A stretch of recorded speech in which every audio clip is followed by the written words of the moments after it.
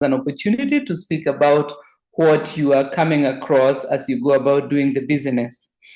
So the first question was, someone wanted to know, what do I mean when I say a sedentary lifestyle?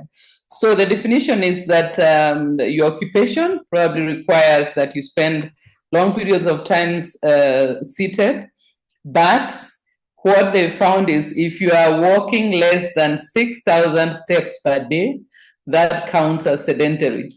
So sedentary does not mean that you are absolutely not walking about, but if you are doing less than 6,000 steps a day, you are in the category of sedentary.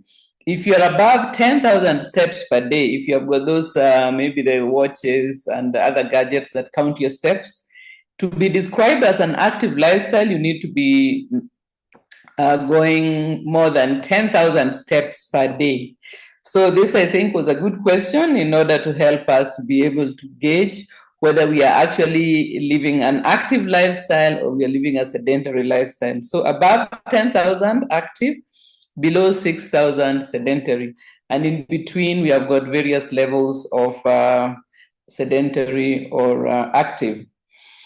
Then the next question is one that unfortunately comes fairly often and comes from different sources. So this is about neuropathy or nerve pain, or generally people describe it as nerve issues. Usually it's different types of pain, maybe feeling extreme pains in the extremities like the fingers and the toes, or it may also manifest as painful or burning sensations on the finger, the hands and the feet. So this is something that is often linked to diabetes, or it can also be due to other injuries and maybe nutritional deficiencies and even toxin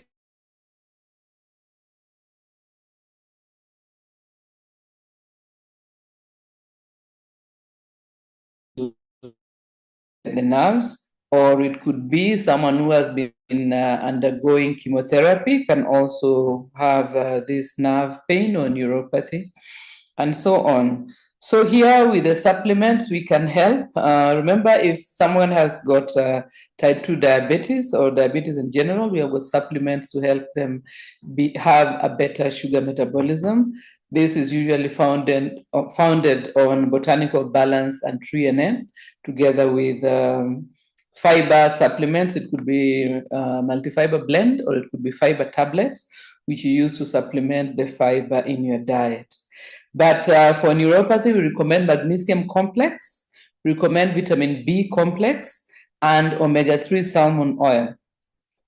So if the person has got pre-diabetes or diabetes, then we'd also recommend that they add botanical balance and threonine to help the body to reverse the damage that the diabetes would have been doing to the system. Don't just work on the neuropathy, but work on the root of the neuropathy.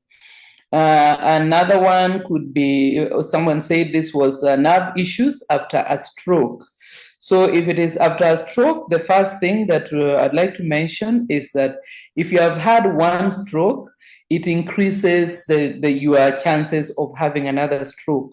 So that is why post-stroke, apart from the 3 magnesium complex, vitamin B complex, and omega-3 salmon oil, we'll also want to add vitamin E to prevent the recurrence of a stroke.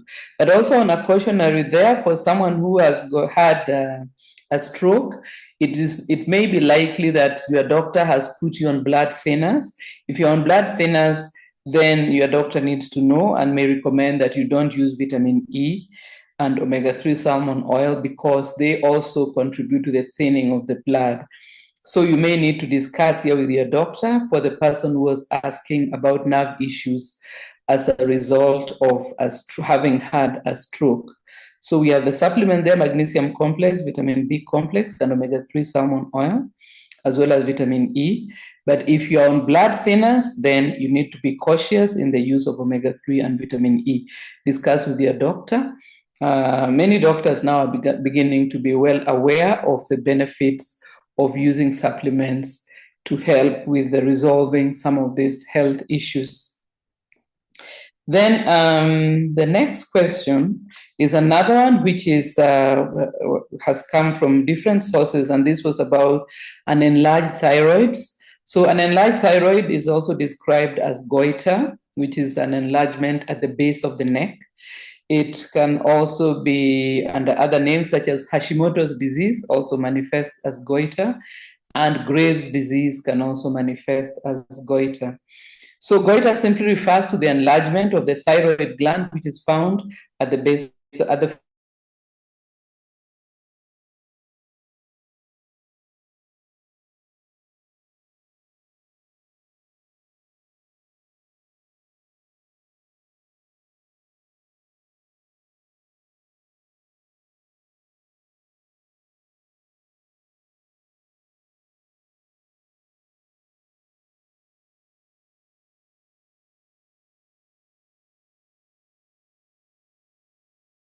class, which is an important supplement for helping the body to get rid of unwanted. So that is in general. Then if specifically hypothyroidism, which is also and an underactive thyroid gland, also can be Hashimoto's disease. This tends to be an autoimmune condition, and but it can also be as a result of not having enough iodine in your diet. So again, hypothyroidism, we will notice things like, apart from the goiter, there may be, the person may be overweight and struggling to maintain a healthy weight. They may also have blood pressure that is on the lower side. So that will indicate an underactive thyroid gland or hypothyroidism. So in the lifestyle side, we recommend that you have good healthy proteins in your diet, and reduce the amount of carbohydrates in general, but especially eliminate processed carbohydrates. Use rather minimally processed carbohydrates from your culture diet. Then for hypothyroidism or an underactive thyroid, on the neolife side, we recommend multimineral alfalfa, as we say, to support thyroid function. We also recommend vitamin B complex to help boost the metabolism, which tends to be sluggish if you have an underactive thyroid. We also recommend chelated zinc and carotenoid complex. So those supplements will help to support the activity of the thyroid gland. If, on the other hand, it is hyperthyroidism, that is a thyroid gland that is overactive, this again can be another result of an autoimmune condition such as Graves' disease. And unlike the other one, we find that the people will tend to be irritable, suffering from insomnia or the inability to sleep. They may have stomach upsets, and they may even have tremors in their hands. So hyperthyroidism is more of an agitated type of condition. And this is, in this one, the lifestyle point that we will have there is avoid using problematic foods like dairy and wheat, and also stimulants such as caffeine, because as you can see, the symptoms already indicate irritability, insomnia, and a fairly agitated system. So do not add to it by taking stimulants like caffeine and other such stuff. Then the supplements we recommend for an overactive thyroid or hyperthyroidism will be multimineral alfalfa, once again, to support the thyroid in its function. We also recommend cruciferous plus to help resolve the goiter, and we recommend magnesium complex. You may need to take quite a bit of magnesium complex, maybe increase the dose above the normal, especially to help with relaxation and sleep. This tends to be a problem with the hyperactive thyroid gland. Then the next question was one which I think was repeated because I had the exact same question last time. And this was about a child who is eating stones and sand.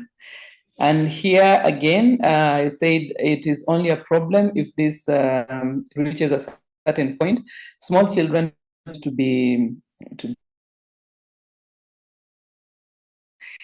But if you notice that this is getting out of hand, then it could indicate that you need to give them some basic supplementation.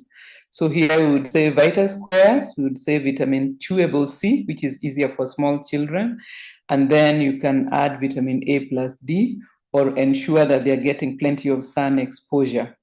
If the issue is not resolving, then you can add a half a tablet of multimineral alfalfa, just in case the problem is due to lack of adequate supplements in their diet. But you can also look on the dietary side to ensure that they are getting healthy foods that are rich in the nutrients that their growing bodies require. But in general, overeating of stones and sand could indicate there's a nutrient that is missing, and it's often mineral types of nutrients. But remember, minerals are not enough on their own. A mineral like iron is better absorbed when you have got, with the help of vitamin C, and a mineral like calcium is better absorbed with the help of vitamin D. So that is why we will not only get the mineral supplements, but we'll also add the vitamins that help in the absorption. Because the thing could be that the diet has got the nutrients, but the absorption is what is the problem, or the digestion of the food in order to extract the nutrients. So the next question was about an allergy that is showing on the skin. I'm imagining it might be a skin rash or something of the kind. So the first lifestyle point is try to identify and avoid possible, but if possible, avoid the triggers as you try to resolve the issue. The reaction, some skin allergy and reactions can originate from the gut or from the things which are being applied on the skin. So as you are trying to find what is triggering, don't check only what is maybe on the skin, also check if maybe after eating certain things, the reaction is more, or if applying certain skincare things makes the reaction worse. Some of the allergy causing things may be the foods themselves, but it could also be food additives like preservatives and colorants and so on. Or it could be ingredients in your skincare. And once again, to recommend skincare from Neolife, which is hypoallergenic, because all the ingredients are well tested to be safe for use on sensitive skin. Then we will recommend the supplements that we'll use to help the body to resolve the allergy.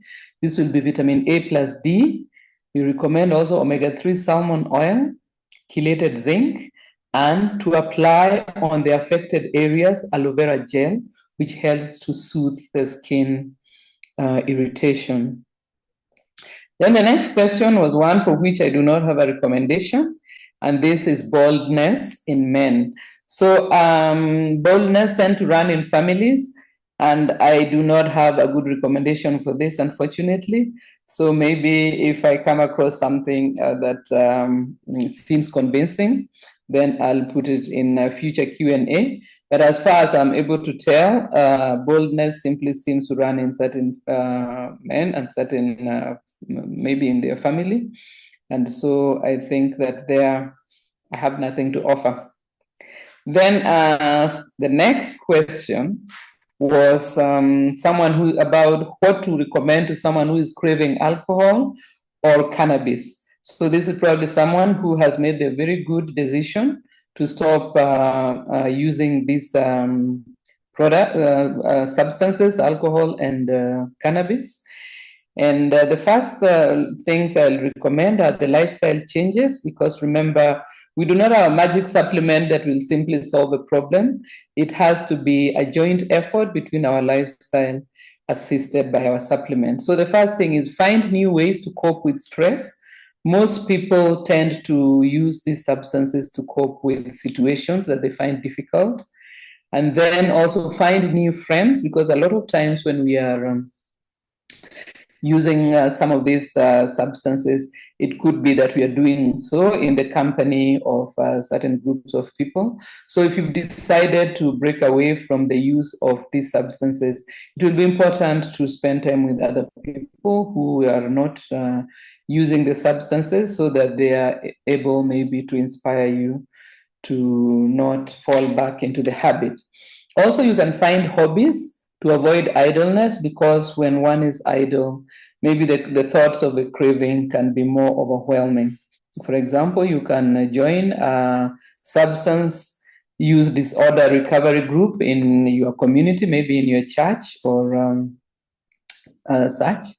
And these are some of the lifestyle things that you can do so that you develop habits that will support you in the absence of the substance. Then on the neolife side, we recommend that because substance abuse tends to interfere with the absorption of some important nutrients, and also when one is abusing substances, you may not be as careful with the nutrition in your diet. We'll recommend that you use Pro-Vitality for general supplementation, vitamin B complex, which helps to boost energy and mood, and also magnesium complex, which helps in relaxation and sleep. So these supplements are to assist you in the effort of stopping the misuse of these substances. And the lifestyle points are to help you to be able to socialize in a way that does not bring back the substance into your life.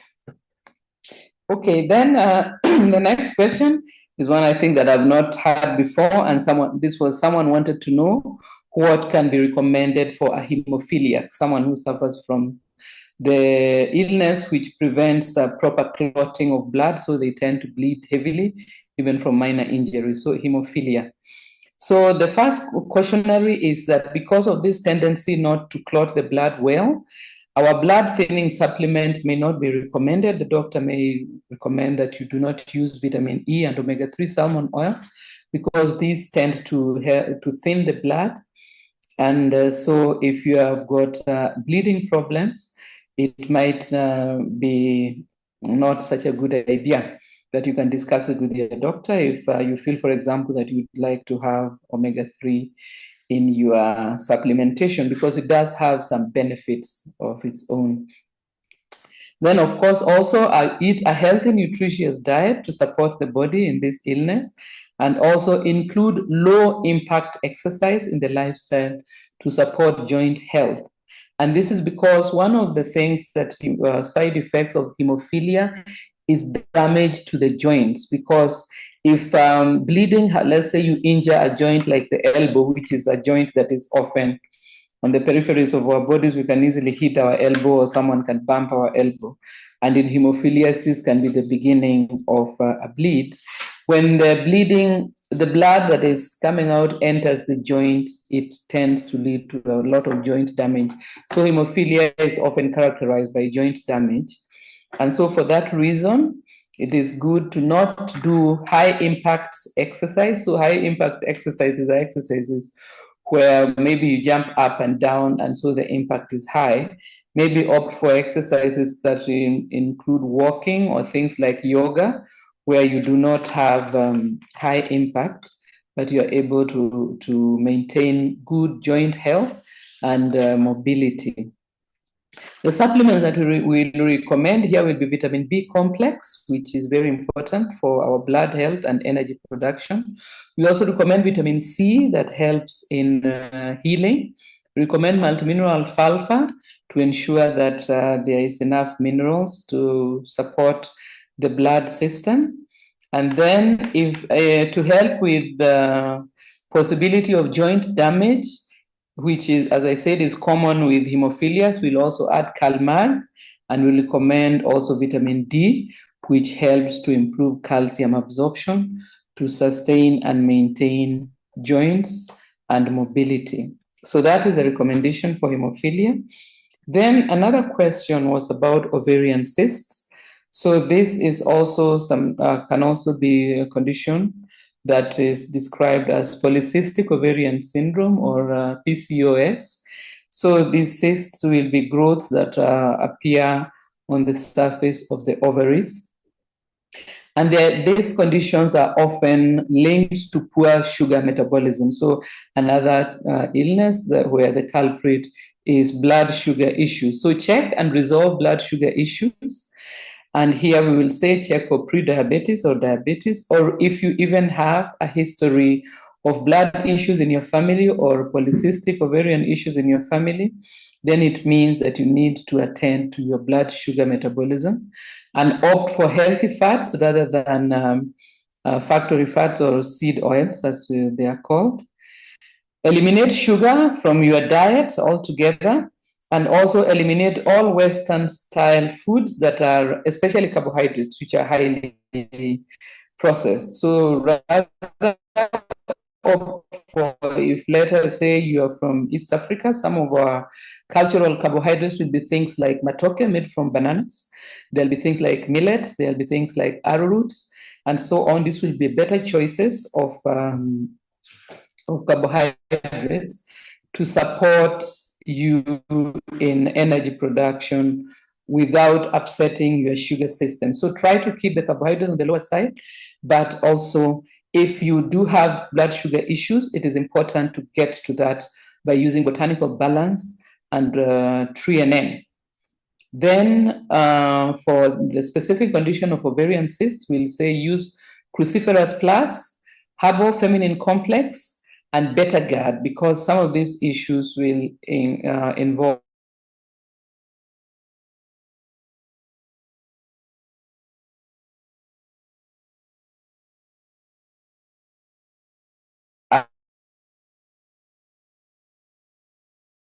complex and beta GAD. Then another question was about polycystic kidney disease. So this one is a genetic illness. And one of the things that in the lifestyle that can help is time restricted meals, that is, or also referred to as intermittent fasting, where you eat for maybe 2 or 3 times a day and do not eat in between those meals, so that your body has got time to deal with the food and your system is able to have a break from that, from in between meals. So you may start with 3 meals and then reduce them to 2 by maybe taking your breakfast a little later in the day and having your dinner a little earlier in the day, until you combine the 3 meals into 2 meals. And this way you'll have periods of the day where your system can take a break from dealing with food and the substances that we get from our food. And then, of course, eliminate refined carbohydrates and reduce carbohydrates in general for this condition. Then we recommend supplements to assist with polycystic kidney disease. We recommend aloe vera plus, vitamin B complex, and vitamin E. Again, as I say, this is a genetic illness, which means that you will need to be able to live with the illness. Try to opt for a healthy diet and a healthy lifestyle, and use those supplements to assist. Then another question was someone who wanted to know why sickle cell anemia is so common around the shores of the Great Lake in East Africa, Namlolwe, as we call it on our side, or Lake Victoria, as it was formerly called. And the reason for this is that sickle cell anemia is a result of a gene mutation that confers resistance to malaria. So people who have got this gene, this mutated gene, are actually resistant to a certain degree to malaria. So although it confers resistance to malaria, the degree of advantage it gives people living in malarial areas is significant. Unfortunately, if you have 2 of the gene, then you'll have sickle cell anemia. But if you only have 1 of the sickle gene, then you'll have a tendency to be resistant to malaria. And that is why the gene mutation has survived in the communities that live in malarial areas, not only in East Africa, but also in West Africa and Middle East. So here, just to say that if one has just 1 sickle gene, such as myself, for instance, I'm a carrier of the sickle cell gene, as is Pascal also. We both carry the sickle cell gene, so do 2 of our sons. But our 3rd son, Felix, has got 2 of the genes. He got 1 from each of us. And that means that he has sickle cell anemia, which means that he's resistant to malaria. Unfortunately, if someone with sickle cell does get malaria, it can get serious very quickly. But someone who is a carrier of one sickle gene will rarely get malaria, and when they get malaria, they are able to recover from it fairly well. So that is why this gene mutation has survived in these areas, because it has conferred resistance to malaria for those who are carriers. Unfortunately, for those who have the sickle cell anemia condition, it is quite problematic. So that, I think, is a brief answer about that. And then the next question, someone wanted to know what to recommend for severe acne. So acne is a skin condition which is inflammatory. So it's driven by inflammation of the skin. And it affects the glands that is at the base, the glands that are within our skin. Some of them produce oil, and some of them are the ones out of which hair grows. So the lifestyle points that we give for sickle cell, for severe acne will be, it could be unavoidable, because one of the reasons why there can be severe acne will be hormonal changes that occur at adolescence. And in fact, some women, as they go into menopause, can also start having acne. Then there also can be certain foods that worsen or exacerbate the acne. These are foods that do not agree with your gut, or your gut may already be in poor condition, so that it gets inflamed by many different types of food, which should not be problematic. Another cause for severe acne can be the use of harsh cleansers, which irritate the skin and inflame it even more. So that as you use these harsh cleansers, they make the skin, the gland and the oil glands in your skin become irritated, and there can be patches of rashy looking parts, and there can also be infections that come on the skin as a result of that. A diet rich in factory fats can worsen this, as well as an excess of refined carbohydrates, including sugar. So remove those from the diet, and then use a mild cleanser. So for example, the gentle makeup remover from our Neolife Skincare is a very mild cleanser that will support the skin while cleaning it. So rather than using some of these acne cleansers that dry and irritate the skin and make the skin even more agitated, opt for a very mild cleanser, which I recommend, gentle makeup remover. It's not only for removing makeup, it is also good for simply cleaning your face. Then we recommend aloe vera gel. It would be very good for soothing the inflammation on the skin. If you find that the skin is very dry, you can add a small amount of glycerin to your aloe vera gel, just to reduce the dryness, because if the skin is inflamed, it might be lacking moisture as well. Then we also recommend chelated zinc, and vitamin A plus D.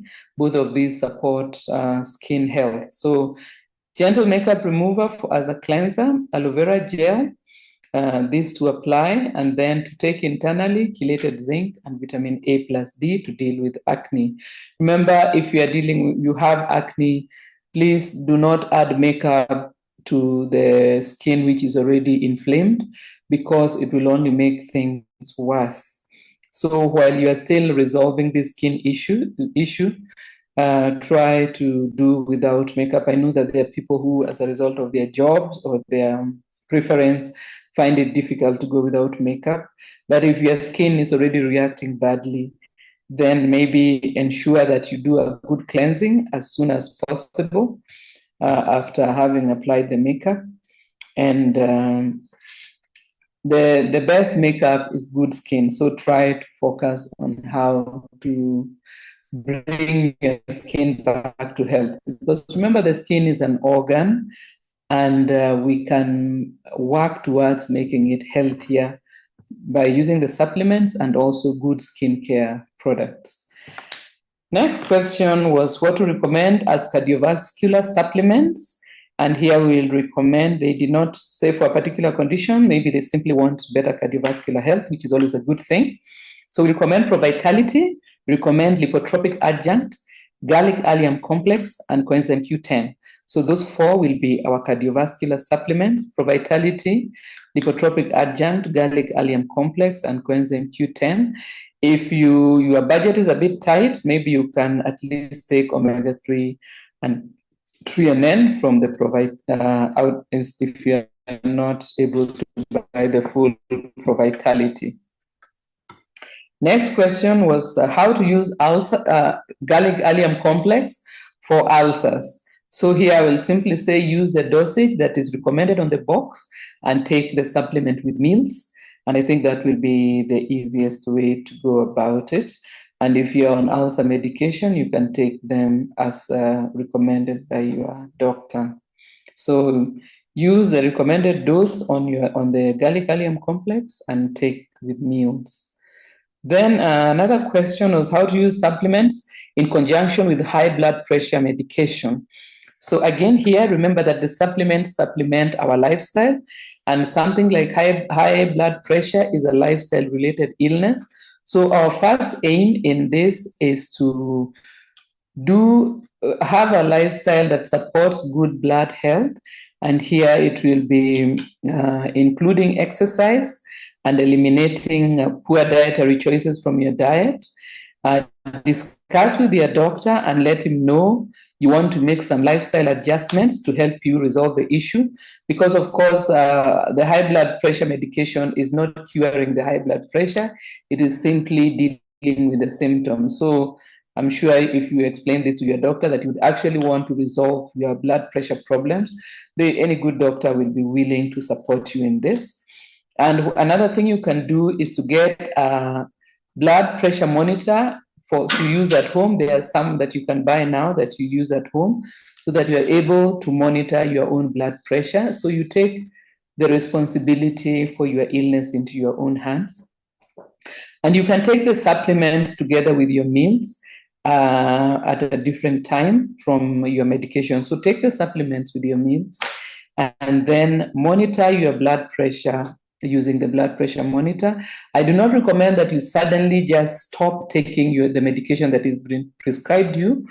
What you will do is do the lifestyle changes to support your health, and then use a home blood pressure monitor to see how your blood pressure is going so that you'll be able to discuss with your doctor. If you notice that your blood pressure is monitoring for prolonged periods, then you'll be able to have a point of telling your doctor that, look, I'm taking this lifestyle changes and I'm finding that my blood pressure is better most of the time. So can you adjust my medication accordingly? So that is what I would recommend. And maybe, as I've said, you can discuss this with your doctor and see if you're able to come up with a plan that will ensure that you get your blood pressure normalized using your lifestyle changes, and that will be able to progressively use less and less of the blood pressure medication until you wean yourself out of them. But what I do not recommend is to just simply dump the medication you're on and start doing all the other things you think you should be doing. Rather, go slowly, because changing of habits, we don't get blood pressure, high blood pressure out of nowhere. It comes from lifestyle choices that we were making. So get into better habits, better lifestyle habits, and then progressively reduce your medication as your blood pressure stays normal for long periods. Another question, I think this might be the last one for today. Someone wanted to know what supplements to recommend for type 2 diabetes. Again, this is another frequent question that we get. And the type 2 diabetes is another lifestyle illness. So we need to have a lifestyle that supports a healthy sugar metabolism. So try time-restricted eating, also known as intermittent fasting, so that your body is not continuously dealing with food. And then eliminate sugar from your diet, as well as factory fats and processed carbohydrates. Opt for good carbohydrates that are minimally processed and rich in fiber, so that you don't upset your blood sugar frequently. And then include gentle exercise after your meal. So let us say you have your supper at around 6, maybe try to have your supper a bit earlier. You can do some gentle walking around, even if you simply do stationary walking at home. If maybe you're not in a neighborhood where it's safe to go out late in the evening, you can try to do some gentle exercises after your meals, because this helps you, your cells to be more sensitive to insulin, and helps you to deal with those issues. We have excellent supplements to help with diabetes. This will be Botanical Balance, will be 3NN, fiber tablets, and also magnesium complex. So this will be our recommended supplements for type 2 diabetes. But remember, we call them supplements because they are supposed to supplement our healthy lifestyle and diet choices, as I have recommended above. So I see that my time has been up for a while, but I would like to thank you very much for having spent the time and the data, spending it with us this evening. I hope that you found the Q&A interesting and has touched on questions that maybe you have come across or have been having your own self. And so with that, I want to wish you a good evening and hand you over to Pascal, who is here beside me, ready to take you through the next session. Thank you very much, Betty. I think with all those questions answered,